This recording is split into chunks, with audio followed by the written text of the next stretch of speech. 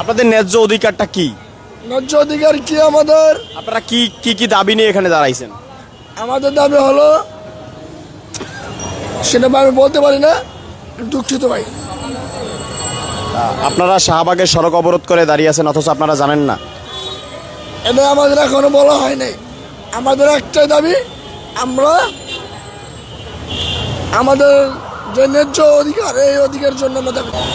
আমরা কেন শাহবাগের বলেছিলেন, আপনি তো বলেছেন শাহবাগের মোড় কেন আমরা গৃহ করে আমরা কেন দাঁড় করে আসি, কেন আমরা এসব করতেছি?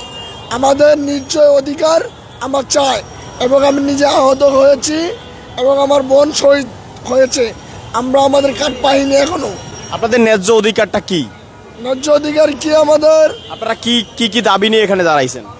আমাদের দাবি হলো, সেটা আমি বলতে পারি না, দুঃখিত ভাই। আপনারা শাহবাগের সড়ক অবরোধ করে দাঁড়িয়ে আছেন অথচ আপনারা জানেন না? এটা আমাদের এখনো বলা হয় নাই। আমাদের একটাই দাবি, আমরা